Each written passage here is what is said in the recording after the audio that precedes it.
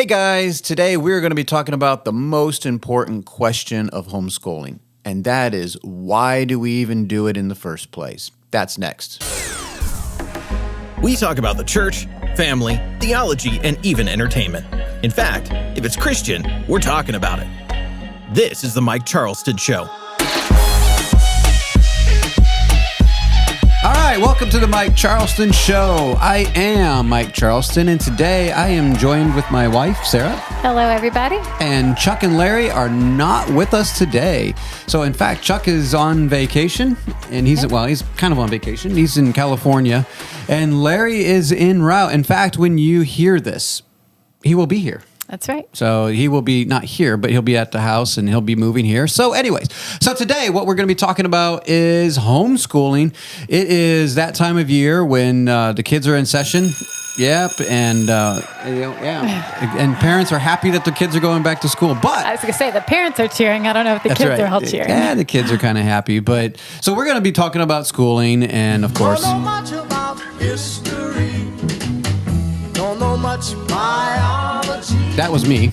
That was me in school. I didn't know much about that. But as part of homeschooling, we want to teach our kids everything that we know. So that's this, right? I offer knowledge. Everything I have learned. I will teach you economics, mathematics, philosophy, science. To read and write? Of course. Of course. So yeah, that is what we do, right, as homeschoolers. So this is going to be about homeschooling, and it's actually called what? The most important question of homeschooling, right? Yep. So a lot of people are getting into that mode of schooling. Right. And so we thought this would be a good time. This is going to be a two-parter. The first part, this week, we're going to be talking about kind of the reasons why we homeschool and what it is. Next week, we're going to talk about the practical stuff about some of the things we have done and that we find useful. Right. So, yes, it's that time of year, and everyone has questions. So, in fact, this Saturday, you're going to participate in a homeschool kickoff. Right, like our big event of the year. Is it? So, well, pretty much. I didn't know about that. So, yep. So there'll be people going and with lots of questions. Some people just starting out. Some people have done it year after year, and there'll be a bunch of curriculum and all that stuff. So anyway, that is the questions you'll hear. So here's some of the questions that we won't be answering today, right? But like, what curriculum should I use? Abeka, Christian Light, teaching textbooks, Saxon, Sunlight. Some of you have heard those things. Yep. There's lots to choose from, but we're not going to talk about that right now. Or people ask, like, should I join a co-op? There's Berean, Lighthouse, Classical Conversations. How should I keep my records, test scores, all the work that was done? How do I keep track of all that? Right. Should I use DVDs or an online platform to teach the kids? Yep. And should I teach multiple kids certain subjects together, like a schoolhouse, like they did on Little House on the Prairie? Right. How much should my child be able to do on their own? Parents ask that. That is a very good question that we're not answering today. But these are like questions that we have. And what are the laws for homeschooling in my state, which is very important? What should I expect from homeschooling? And do I have what it takes to homeschool? Am I smart enough? Do I have the time? That's a very important question. It is. Or should I take off in the summer, like people have done, or teach all through the year? These are all good questions, of course. Yeah. And we'll get to those maybe next week. Right. Maybe not. Those are some of those could just take a whole podcast in and of themselves. Yeah. But this week, we're going to be talking about why do we want to homeschool. We want to talk about what is the most important question when it comes to homeschooling. So all those questions are good and definitely things that people have to think through. But the biggest question, I think, is why do you want to homeschool? Why do you want to homeschool? Yeah, the why. Yeah, that is deal. So the why. That's what we cover here is the why of everything. Why do you do church? Why do you So this is a kind of the big philosophy behind the homeschool in general. Well, and because when you answer the why, it'll help you to answer all those other questions. In some ways, because there are definitely many reasons why, right? Yeah. Especially since the pandemic, we have many reasons to homeschool. People are afraid of sending them kids to get sick or shootings, the school shootings. Right. They're afraid. So there's many reasons why to homeschool. Once you know the reason why, it does kind of help with how to do it. Yeah. You can find answers, but there are specific things that people want answers to, and hopefully we can help them with that maybe next week with some of the more specific questions. And if you do have questions about that, go ahead and email us at talk@fellowshipofbelievers.org, talk@fellowshipofbelievers.org, or you can go to the website, fellowshipofbelievers.org, and there's a contact us and ask us some questions about homeschooling. We've been doing it for 20-some years. Actually, when Abigail was born, we started, and that's part of our philosophy, but we didn't actually teach her how to read and write quite yet. But, we started our homeschooling at the time, about 20 years we've been doing this. And we're first-generation homeschoolers, so neither one of us knew what we were doing. But no, and in fact, I was a terrible student in school. So I was your average, literally your average student. I went to a huge high school. My graduating class was like 600 people, or that's what we started out as. And I was right there in the middle, literally right in the middle. You were salutatorian in your school. It was school. But my class was 44. Okay, so. But hey. But yeah. Second and 44 is a lot better than 280th or something like that. Right. So anyway, answering this question will help you determine a lot of the other questions that come up, right? Yeah. Of the why. So why? So people decide to homeschool based on like what we just talked about, protection. Right. You can protect your kids from school shootings, bullying. Bullying's a big one. So if you're watching this podcast and you're like, well, yeah, that's it. Or you're watching this show or whatever. The influences, there's a lot of worldly influences in the school system. And we're not even talking about necessarily the kids. We're talking about what they actually teach, the evolution things that they're teaching, some of the social oddities that are out there. They're trying to make those normal. Anti-God philosophies that are out there. And we need to be aware of those. Right. And that was one of the main reasons why we wanted to homeschool was we want our culture. And we'll get into that in just a second. Health reasons. There's a lot of health reasons. Some people that just can't go to school and they need to. I know we came up with a couple other reasons. Like one is if you're living in the middle of Alaska and there's just no school around and you have to, or say you were an actor or an athlete, some traveling teams, you had to actually do schooling on the road. So there are many, many, many reasons of homeschooling. Right. Maybe even just in our state, you might want your kids to be educated. So you choose because it's a terrible school system. Right. Absolutely. And so, but today we're going to talk about the reasons why we homeschooled. It's the Mike Charleston Show. So this is why we do it. Okay. So what's number one, babe? So the first reason we have is we believe that our children are our God-given responsibility. So we are going to stand before God and give an account for what they have seen and heard and what they've learned. And so we feel like in order to know, they've got to be with us and we've got to teach them. Right. And we've actually covered that in a different podcast. Go back and check that out. It's a different show there, the culture, creating a godly culture. And we'll talk about that just a bit here. But that was one of the biggest reasons why we took that seriously. Yeah. God wants us to have that. He gives us that responsibility. And so we take it seriously. And so the culture that we create. Now, we live in America. It has a very vague culture. I mean, honestly, when you think about it, the American culture it's hard to define at times. Where other cultures, what their culture is. They do this, they do that. And so we have a lot of freedoms, and we like the freedom of expression and who we are. But generally, there is a culture of America that is tending towards anti-God and just freedom of expression in many sinful ways. So we wanted to, like I've put down here, make, create, and keep, right? And I remember reading that back, and I'm like, what did I mean by that again? And so I was like, okay, we wanted to make our culture, right? Right. And so what's the difference between make and create? I don't know the difference between make and create, but... Well, okay. I mean, I guess initially just decide on what we want the culture to be. Yeah, exactly. And then we create that environment. So we had a conviction.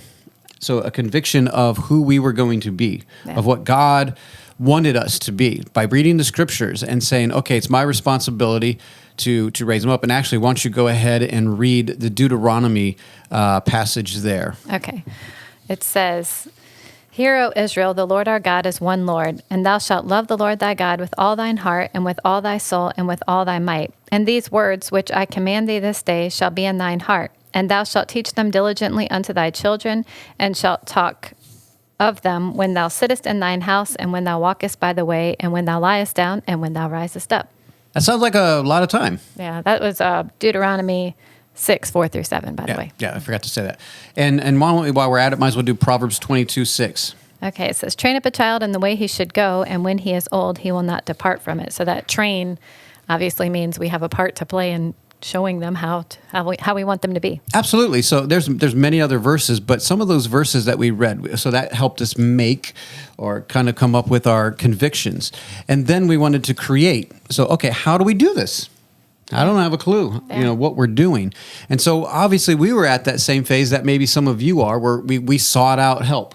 They're like, okay, what does homeschooling look like? We went to homeschool conventions, and they give you many options there. And I realized I didn't want to become a schoolhouse. I did not want to bring what was school and just bring it home. I wanted to create a family. And I wanted to do it Deuteronomy, the Shema, as they call it. I wanted to do that.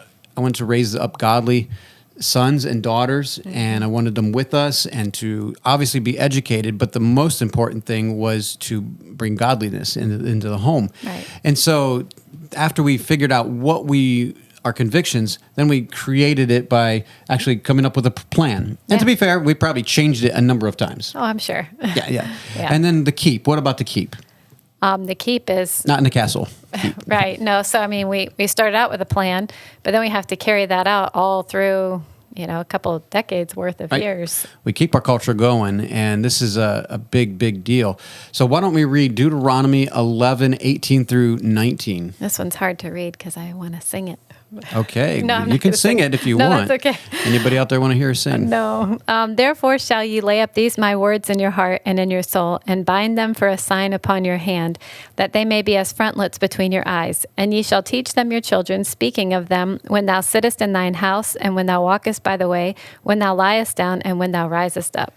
Once again, it is pretty clear that the plan that God had for the Israelites was, you pass this on to your children. Right. You do not let the government pass it on. Yeah, it's not their job. Right. There was no government really back then. But, Well, you don't let the church do it. You don't let the priests do it even, back in the Israelites' time. Whose job was it? It was the responsibility of the fathers, the responsibility that God gave to the heads of the home. And the mom and dads there were to raise them up. Right. To train them. This is the covenant that I teach my kids teach their kids teach their kids. This is how it gets passed on. Right. This is how godly culture gets passed on. You teach these things. You teach the scriptures to them. You live it. You don't just teach it, you live it. But yeah, it's not the government's responsibility. It's not the church's responsibility, even though they can help in ways. I'm not saying that, maybe not the government, but the church can definitely help in some ways of raising our kids. There's teachers, there's other people that will help. But the responsibility is mine and yours, right? Right. It's ours as we do this together. That's a big deal. That was a game changer for us. And once we realized this is our responsibility, I'm not going to pass it off. We live in let me get back. Let me stay focused here. We'll get back to the notes, right? Well, I will say that verse I really like, because when it talks about speaking of them when you sit in the house and you walk by the way, a lot of people think, okay, well, in the morning I'll get up and I'll have my devotions with my kids, and we'll have our Bible time, and then we'll do this, and I'm teaching them while we do school before lunch or whatever time. But you teach them all throughout the day, and in all that you do, your kids are watching you, and you are teaching them. Yeah, why don't we just get into the 4 points that we are responsible for? So it's my responsibility. It's not the government. It's not the church. So what am I responsible for? There's 4 things here. The first one is to feed and clothe them and to meet their physical needs as parents. This is obvious. I think everyone knows this. Right. That's our responsibility, is to provide clothing and food and a place to stay. And if you don't do this, you get in trouble. You do get in trouble. Everybody's required. And in fact, if you don't do this, your kids will be taken away from you. Right. So do this. This is the first thing, obviously. Number 2, what we just read in the scriptures there is to teach them. Now, obviously, did you hear anything about mathematics in there? Did you hear anything about philosophy? Did you hear anything about English? Obviously, they didn't have English. But it didn't say teach them science and all those, even though we'll get there. But it does say the truths about God, who God is. These are the more important things. Right. The schools don't teach this. So think about that. And you're like, well, I teach them, like you said, in the morning or in the evening. We'll get into that because the school systems actually teach anti-God stuff for 8 hours a day. Do you have 8 hours a day that you're going to feed them back with God? I don't think so. Yeah. So you spend a little 5-10 minute devotional, or maybe even a half hour if you're super spiritual, and then you expect that to counteract the constant flow of disinformation and anti-God talk that is done in public schools and even Christian schools, not anti-God, but just philosophies that are creeping in. Is that what you want? I mean, if you want that, that's fine. Go. There's plenty of schooling there, but we are to teach them the truths about God, but also whatever they need for life. So this is where mathematics and English comes in, right? We are to teach them those things. Everything that we know, we teach them. Right. Yep. And number 3 there is to protect them. Right. So obviously, when they're young, that starts with don't run in the street. Don't run in the street. Don't talk to strangers. Right. Don't take candy from strangers. Right. But we also need to protect them physically. Right. Kind of like running in the street. But school system, we have no idea what's going on. Are they being bullied? Are they the bully? Right. We have no idea if we put them in the school systems. So we are also to protect them from their influences. We talked about that, about building a godly culture a few episodes back, and we go in depth a little bit more. But to protect their influences. Do I want the influences of evolution and the kids that are around there who aren't necessarily being raised in a godly way? Right. Whether we like it or not, America is trending toward anti-God, is against God. They're coming up with their own humanism is being promoted in the school systems. So we need to protect them from those things. Yeah. And are we doing a good job of it? Yeah. I don't know. We hope so. Yeah. And number 4. And the last one is we need to prepare them. So there's a lot of things they need to have. We need to have them ready physically, spiritually, emotionally, even financially to live on their own. Yeah, I mean, this is, I think, obvious, but I think some people choke on this. Yeah. We've advocated our responsibility and given it over to the schools to raise our kids, basically. So from a very early age, we send them off to daycares. So someone else is raising our kids. Then we send them to the school system. Someone else is teaching them. We live in a very professionalism type atmosphere where only professionals are qualified to do these things. You can't raise your own kid, or maybe you're so busy making money that you don't have time for your kids. So why even have them in the first place? I don't understand. Yeah. So we send them off to daycares and then public schools. And so you have about 20 years of your children to live with you, right? Maybe 18, maybe a little bit more. We don't know, but give or take 20 years there. And during that time is the most influential time of their life for you to be a part of their life. Mm-hmm. And we have just thrown that away and given that over to the government systems and other people, other well-meaning people. My sister's a teacher and she tries to do what she can, but she cannot possibly love and cherish these kids as much as we can. Right. And it's not her responsibility. It's not what the Bible says. It's not her responsibility. She can play a part maybe in some aspect, but it's our responsibility to make sure that they are prepared for life. So if I give up my responsibility to other people's, then am I obeying God in that? I don't think so. Right. And so the church takes over, or the government takes over, or the school system takes over. They're preparing them. I'm not preparing them at that point. Yet God tells me I need to prepare them for all kinds of things. Right. The spiritual aspect, emotional aspect, the obviously the physical aspect of this. So why don't you go ahead and read Ephesians 6:4. It says, "And ye fathers, provoke not your children to wrath, but bring them up in the nurture and admonition of the Lord." Yeah, that's pretty hard to do when you're just constantly throwing them off. And I know a lot of parents do this. They'll, like we said, the daycares, then the school system, and then after school, put them in the soccer program, put them in the band program. We hardly see our kids. Right. Can you possibly know your kids if they're constantly in all these programs and systems? So that's really the reason why we homeschooled and took it very seriously, and we wanted to train them and prepare them for just that. Right. Yeah, because we feel like it's totally my responsibility, and I believe that when I stand before God, I will have to answer for what my kids learned through their childhood, because I believe that is on me to teach them. No, and they're gonna stand before God on their own. Yes, the kids are. I want to make that clear that we're not responsible for their salvation or anything, but we can make it easier for them. Right. We don't have to. If we fill their minds with all kind of worldly concepts, do you really think they're going to have a good view of God? where are they going to get the information about God except for through us? Right. So anyway, Joshua, I think we'll take a break. So we're going to actually, when we come back, we're going to have an interview with Jared Dodd, and we're going to be talking about our network that we've created here for podcasts. And so let's get out of here, and then we'll come back and talk to Jared Dodd. Thank you for listening. This is the Mike Charleston Show.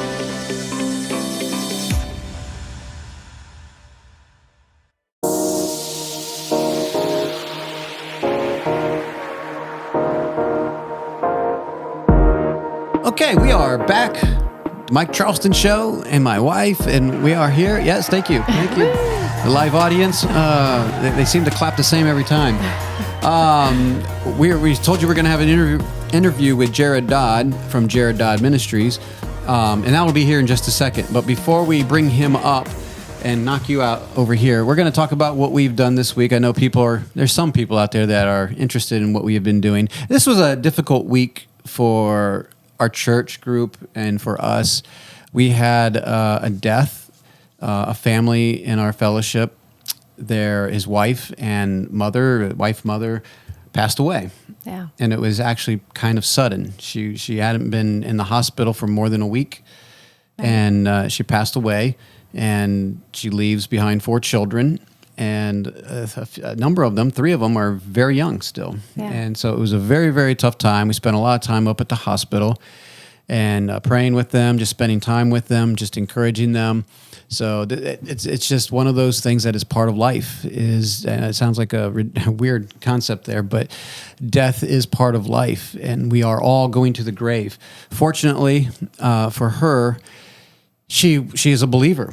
And right. So she is walking with Jesus right now, and she's in heaven. But we're the ones down here that are hurting, and especially the husband and the kids are going to be hurting. So yeah, it was a hard week. I don't think I've ever. Well, I know I haven't ever had somebody that close to me die. So that's really, yeah, because not even your grandmother, right? I mean, right. I mean, it's sad, but I wasn't close to either of them when they died. So. Well, off the air, I'll challenge you on a couple of those, but okay. But she was pretty close. Yeah. And she brought a lot of questions and just encouragement. And we met the family at one of our camps, and they realized they lived pretty close. And so they started coming to church with us and fellowshipping with us, and they don't live exactly that close to us. So we don't get to see them as often as we would like, but definitely every Sunday we try to get together. Right. And so it was really, really sad. So, if you're out there, I know this is a YouTube thing, so it's very time sensitive, and like 3 years from now, if someone's watching this, it's been 3 years, I get it. But just pray for the family. Also, we have the Tates, like I said, we're on vacation. The Grimms are coming. I already mentioned those, so I don't know if we need to really mention that, but the Grimms are actually coming. So. Hi, I'm still Larry. He's still here, and he is actually, hopefully he'll be on the show pretty soon. I know we're going to record another one of these homeschooling episodes, so neither Chuck nor Larry will be on the next episode. I'm sorry.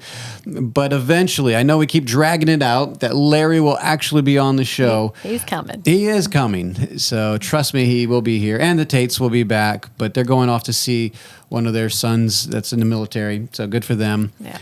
So that happens. Yeah. So anyway, that's what's happened in our week. Unfortunately, it's not very good news, but it is what's happened, and it consumed most of our week. And I'm glad that we could be there for the family as much as we could. Yeah. So anyway, I guess now we will, through the magic of whatever, we will have the interview with Jared Dodd. All right, we are back, and we are going to do something a little bit different this segment. Usually this is where we do our game time with Abigail. Abigail's not joining us today, and in fact, we're going to tell you guys about a thing that we've been working on, and that is our podcast network. We've been working on a little network. We've been doing this podcast for almost 2 years now. Well, actually, a year and a half, and we're trying to get together with a few other people that have been doing podcasts and kind of create a network where we can promote each other's shows and grow. And the point is to get a message out that I think that we all are in agreement with. And today we're talking about homeschooling, and I know this family is really big in homeschooling. And his name is Jared Dodd. So why don't we go ahead and bring Jared Dodd up here? Hey, Jared, are you there? Hey, man, how's it going? Good. How you doing? So, Jared, I met Jared about, 3 or 4 years ago at one of our shindigs that we put on, and we connected pretty well. And didn't really get to talk to him too much. But then I met him in Florida again at one of those shindigs and really got to talk to him and got to see what he's all about in his ministry, and found out he does a podcast. And I went and looked and listened to some of those podcasts. And so I figured, hey, if I ever did a network, let's get Jared in on this. I mean, he's got a heart for family, which is exactly what we do. He's got a heart for ministry and just house church even. So it just seemed like, hey, this is what we do. We don't necessarily believe all the same exact things, but that's fine. And but a lot of what he does with his family, we're like right on. And actually, we had him on about a year ago probably and talked about children in church. And so you can go back and check out that episode. But Jared, welcome to the show. This is your second time. So tell us a little bit about your ministry. It's jareddodd.com is the website, right? So why don't you go ahead and tell us a little about what you do? Yeah, man. So we've been full-time missionaries now for about 10 years. My wife, Amy, and I, we just had our 10th child, Nice. Eden Mayflower, beautiful girl. And so God blessed us way more than we deserve, of course, which is true of all of us, right? Yep. And so for the last 10 years, we've been doing ministry in our home, going around speaking, also writing books and doing podcasts like yourself, trying to encourage people in the power of biblical family. We are convinced that the breakdown of the family in this nation is one of the biggest issues. Absolutely. And therefore the cure is the renewal of the biblical family, getting marriage. Well, basically taking everything about family and aligning it with God's word. Absolutely. And that is exactly my heart. Now, the difference on our show here, we're not always talking about family. We talk about different issues. It's more of a variety show, but our heart of the matter is definitely the family. And we've been talking about that just in the last few episodes that we've done. The funny thing is that I was talking to a friend of ours, a mutual friend, and I was like, Jared, I don't talk politics or anything. That's just not my thing. I said, Jared really does. And he actually did a good message down there in Florida. And he said, I don't know if Jared would say he likes to talk politics. But I said, okay, well, however he would phrase it, government and things like that, more of government. Is that more appropriate? Oh, yeah. Well, and actually, politics, government, Mike, something that I think it's the Lord has been working in me is a better understanding, and this is just in the last couple of years, a better understanding of the dominion mandate in light of the Great Commission. Sure. And what I've personally been convinced of is that Christians are to extend the kingdom of God in every context. One of the greatest hoaxes or fallacies of the enemy is to try to get us believe that there are certain contexts where we're not allowed to talk about God or the Bible. Right. And of course, government or the public square is a big one. And the simple truth of it is, just to give you just to give your listeners a quick little teaser on it, is Jesus is Lord of everything. Yes. Therefore, everything belongs to him.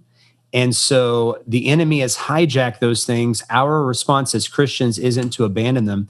It's to take them back and align them with God's word. So Christians need to get involved in government. Hey, guess what? In the great state of Texas, abortion from conception is virtually outlawed. Sure. Abortion clinics are leaving the state. Why? Because of what happened at the Supreme Court, but also because Christians got involved in politics here to set up the trigger laws that when that was overthrown, abortion is now, legal abortion is gone. Sure. And so that's 55,000 Texans a year. So that's just an example of Christians getting involved in government, and not only that, but art, entertainment, philosophy, whatever it is. Yeah, and that's kind of the heart of our show here is, if it's Christian, we're talking about it, if you know the tagline. And unfortunately, I'm not really in the political world. I do pay attention somewhat, but Jared is, and so you should go check out his podcast and his ministry, and he's not just politics and government. He has a lot of discipleship things. You have some actually fiction books that are not just fiction, they are allegories, right? Mm-hmm. And so yeah, I would encourage you. Why don't you tell us a little bit? So you told us about the ministry. What about specifically the podcast? What are they going to get there? Yeah, so our podcast is called The Blessed Family, or The Blessed Family. Right. And it's all about family, although it does bring in certain things that like Mike said, people usually wouldn't consider family. But the reason we're in there, like politics, government, is because we want to encourage you to teach your children this. Absolutely. So, if it's something, which of course applies to everything that Mike does as well. And so, yeah, we have some fun books. We just released a book a few months ago that's called Christianity and Government, The Education That Brings Freedom, which, Mike, I'm going to send you a free copy of that, by the way, as a gift for being so kind, man.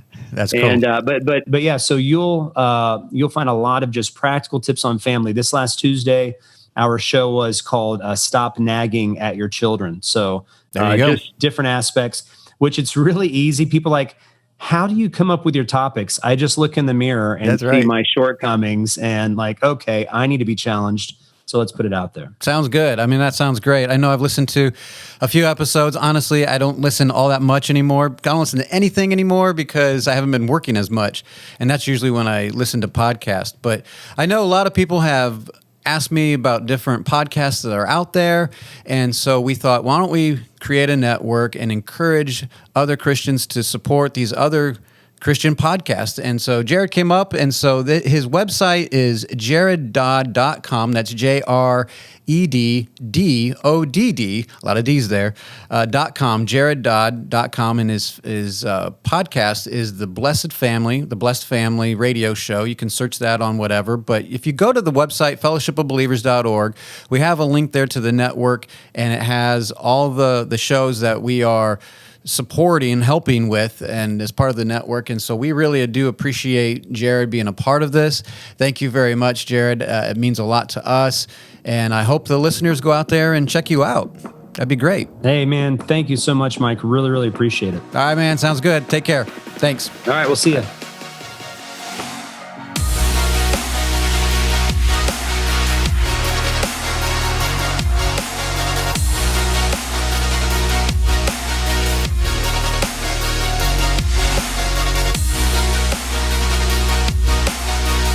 All right, we are back. And actually, babe, it's been a while that, yes, we're back. And it's been a while that it's just been me and you. It has been. Don't tell Larry this and don't tell Chuck this.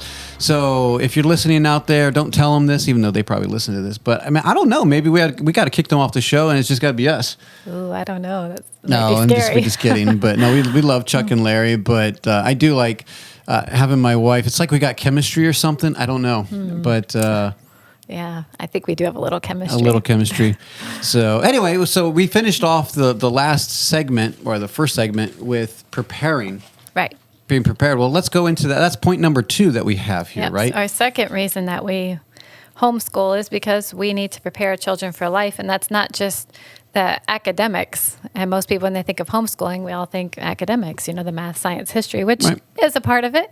But we don't think that's necessarily the biggest part. There's much bigger things that need to be done to prepare them for life. Like what? Well, like teaching them first and foremost, to use your phrase, about God, and to teach, to show them who God is and how to love him and how to know him. And I feel like even if your kids, everybody that homeschools is going to have holes somewhere. And even in the school system, there are holes. You can't know everything. Right. They can't teach everything. So in one school, they excel more in a certain area. Another one, they don't do so much in one area. But everybody's got holes. And I feel like homeschoolers oftentimes worry about those holes, and they feel like, what if I missed something? And it's like everybody misses something. They worry about the social aspect probably the most, and they worry about, well, what if I don't teach, I don't make them perfect kids? You ain't going to make them perfect kids. Right. Let's just get over that. The difference is, so like the school system, they do the same thing for everyone, regardless of direction or giftings. Yeah. And this is a huge problem. And so we wanted to, as we're raising our kids, we see tendencies that they do. It's things that they need to work on. Yeah. Or things that they can improve on, but things that they can excel in. And be like, let's push them in this. Who says they have to know all the maths and all the Englishes and all the, I'm supporting a family, and I'm terrible at English. Terrible at English. I'm not even that good at math. And spelling, forget about it. Forget about it. I'm terrible at spelling.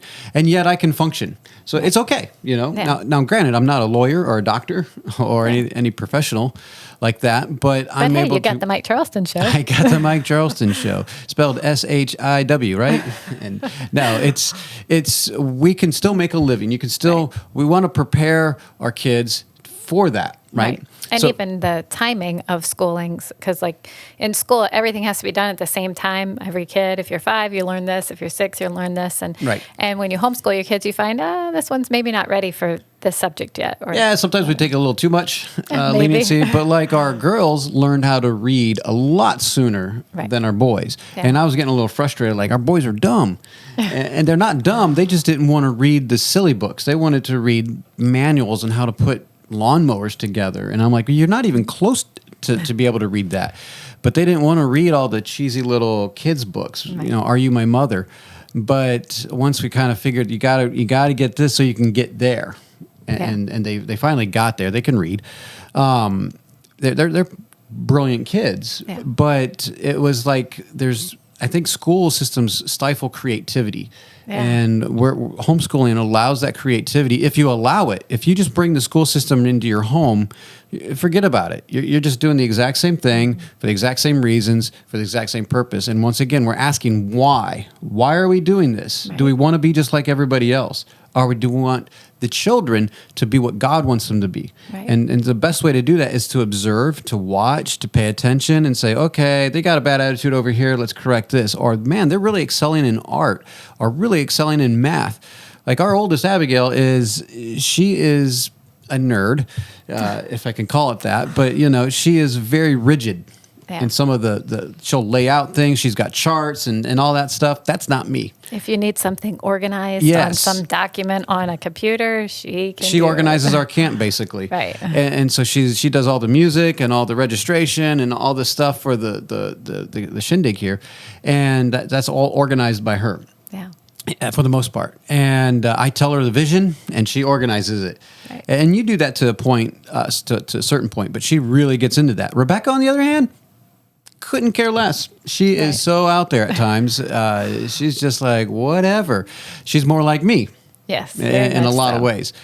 She thinks about the big picture, and she doesn't care about the details. So we want to, not to say you neglect the weaknesses, but you definitely want to promote the strengths. Yeah. And I think that's where the schools are lacking. So anyway, getting back to prepare our children for life and all that, one of the points you have on here is the early years, the basics. Right. So at the beginning when you're homeschooling, you're going to start with your toddlers. They're going to learn their colors, and you're going to do counting. And this is even easy. Before the technical schooling starts, but you're already schooling them because, you sit and, sing songs with them, and they're learning all these so the basics.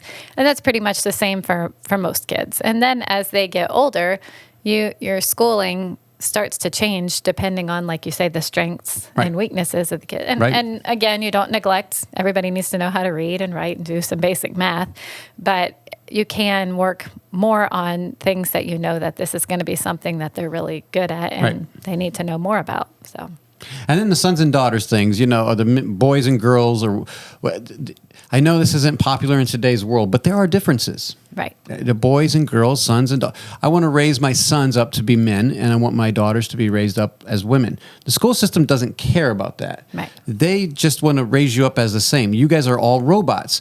And maybe as they get into middle school and high school, they try to specialize in certain ways, but they don't care. They want you to go on to college. They want you to go on to a career. And they want you to think career. Mm-hmm. And what we're thinking of is godliness. And what does that look like? Does that mean I don't want my daughters to have a career? Well, me personally, not necessarily. But that could happen. Right. I don't know what's in the future for my daughters. But I want to have them prepared for all that. And I want them to raise them up into thinking that, hey, they're going to maybe one day be a mom. Or they're going to be, in this direction. What does that look like? Right. And So- for our sons, they are going to need to support a family, and they're going to be the leader of a family. So you think about, even just men in your life and what's lacking, or what do you Right. think they need? And it's like, I want to make sure that my sons are prepared to be the head of a home. Absolutely. That's a very important one. So important for to have the basics, right? Right. So what do you mean? You can't slack just because your daughter will be a housewife. I know we talked about this earlier. Right. Well, in a some break. people feel like, because if I have with my girls, I don't have to educate them as much because they just want to get married and have a family. And I understand that. And I mean, there may be a time for that. They don't maybe have to go as advanced as your son, who wants to whatever he wants to do. Right. But I still think we shouldn't slack. Girls need to be educated. Yeah, I don't want too. my daughters to be dimwits.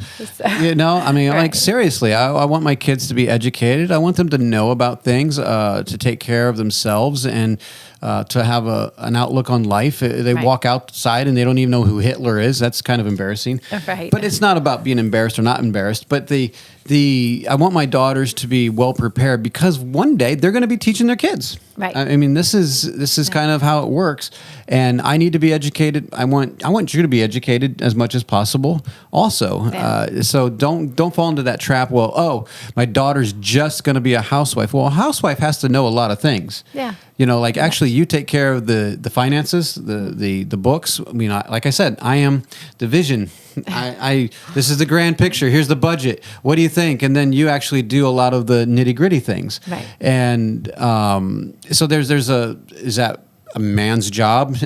Whatever. Right. But to run a household takes skills. There are skills that are in place. And besides the fact, you don't know if, what if you can't have kids? And Right. it's like, okay, well then what am I going to do? And you want them to be prepared for all eventualities, not Right. all, but, a good Right. majority of them. Well, because you have ideas of what you want your daughter to be. And maybe when she's 14, 15, 16, whatever, she's on board with that. And she says, I just want to get married and have a family. Right. But you don't know how life happens and what changes will come. And what if in, 5 years later, she decides. She wants to be a nurse or something. Right. And so now she needs I to don't go to want my college. kids to be a nurse. Well, you have to get over yourself. It's Right. not about you at this point.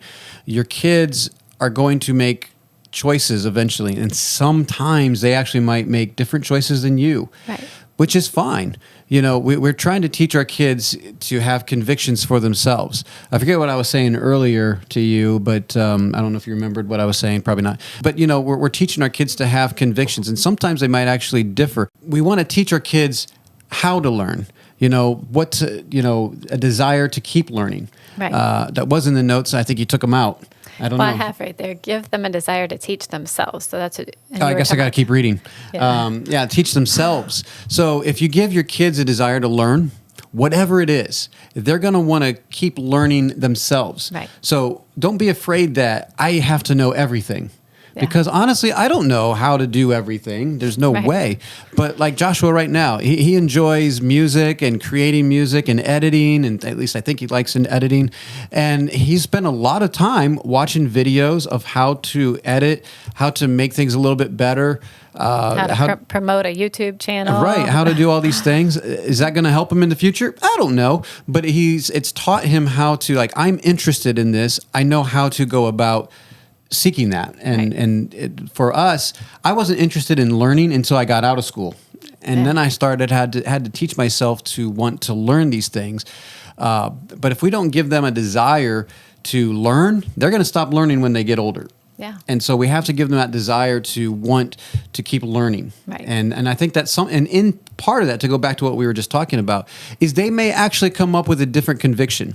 I know that, like in the Bible verses that we were talking about earlier, we have just devotional time in the morning and that's it. We are to keep training our kids all day long, throughout the day, give them scripture, tell them why this is important, why God doesn't want us to do this. Don't just give them your platitudes and sit down with your little catechisms and memorize this. Let them think for themselves. Let them have questions. Let them come to you with questions. Mm-hmm. They may not agree with you always. So sometimes that they may disagree, and which leads them to a career.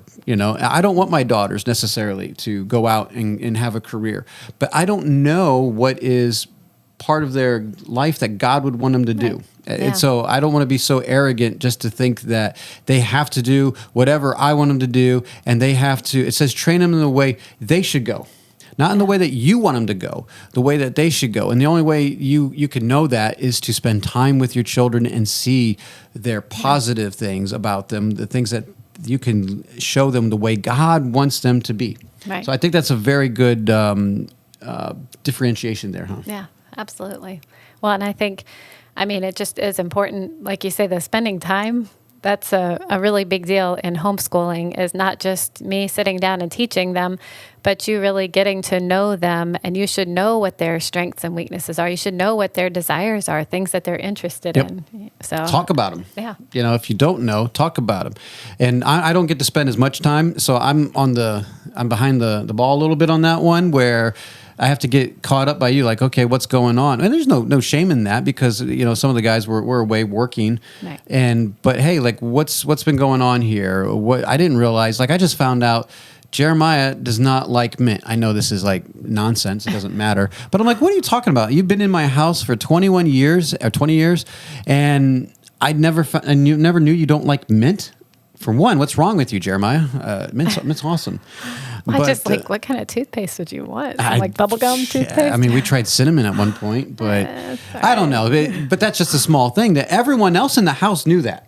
Right. Except for me. And because it's just one of those things that probably doesn't need to come up all the time. Right. But, just some of those things as you get to know your kids. Now, you spend most of the time with them. You're the one who does a lot of the homeschooling. Right. So do you have any other things you want to say? Well, people want to hear from you. Oh, okay. Oh, come on. I want to know what you think. Well, I just think that the more you can get rid of the distractions, I think a big thing in homeschooling, especially today. I look at people now with phones, and like when we started homeschooling, I didn't have a phone. Yep. And so, I think we had, 5 kids before I got my first phone, which didn't have any capability it was of a flip doing phone. anything. Yeah, right. But I feel like now just that you do have to shut off some of the distractions, put some of that away, because I can't imagine trying to sit down and teach reading or go through whatever, with little kids, with stuff just pulling you away, and you have to spend time with your kids. You have to spend Twitter alerts, uninterrupted time where you can actually focus on them and what you're doing with them. I think that's so important. Technology can be a very good thing, but it can also hinder you. Where you like my dad always told me, the phone is there for your convenience, not theirs. Right. And because I would be like, the phone would ring and I'd be like, you got to get it. And he's like, it's for your convenience, not theirs. And so he would just force me not to answer it, and it would kill me. And but it's the same. The text message is there for your convenience. Yes, they want to get in touch with you. Yes, there's a Facebook alert, but what's important right now is right in front of you. Yeah. Your child, and you're reading right now. Yeah. I would hate it to be like, and there's a time for emergencies. I get it. Look, we get it. Right. But what we call emergencies are not emergencies most of the time. It can wait. Yeah. How long is your book that you're reading? Is it, can you wait at least 15 minutes? Yeah. Of course you can most of the time. Most of the time. Well, and that passion for learning and teaching them how to learn, how to teach themselves something, is really important. And I feel like if your kids don't have a passion for learning, then I think you need to look at your life and find out why, because it's not natural. It's natural for kids to want to learn to do something. So I think sometimes it could be like, kind of like in the movie industry, right? As Rebecca's finding out, don't tell, show, don't tell, right? Yeah. And what about you? You had a desire to learn. You were like always curious about things and be like, wow, I didn't know this and I didn't know that. And I'm like, well, you were the salutatorian. I knew that. But no, I'm just kidding. But that is part of it. Like, we need to continue to want to learn and be curious about things. And there's certain curiosities that are bad, Right. But it's like, okay, I'm not afraid. Let's learn. Let's delve into this. Like Jeremiah was at the beginning of his life, as he was very brilliant with mechanical things. We would go to the thrift store and buy broken toys. Now, we didn't have toys with the noise and all that. I'm like, look, we got 7 kids. I don't need any more noise. So we threw out all the toys with noise for the most part. So all these bears that you push the buttons and like, oh, I'm Elmo or whatever. We got rid of all those. But we would go to the thrift store and pick up all the broken toys so we could try to fix them. And that's just kind of who I am. I don't know how to fix them necessarily, but we would break them open and look at them, and Jeremiah would be fascinated. And we would buy him those electric circuit kit things. And so he learned early on how to wire and fix electronics.